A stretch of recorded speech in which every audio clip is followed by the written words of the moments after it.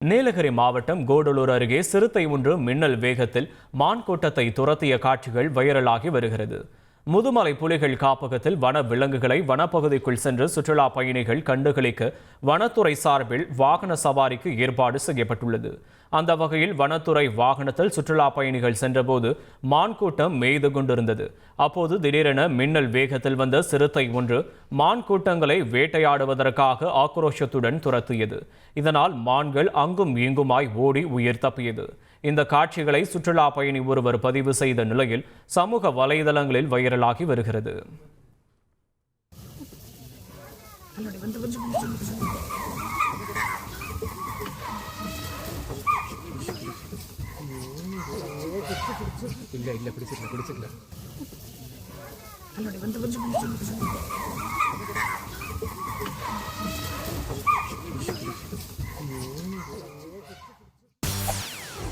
செய்திகளை உடனுக்குடன் தெரிந்து கொள்ள உடனே சப்ஸ்கிரைப் பண்ணுங்க.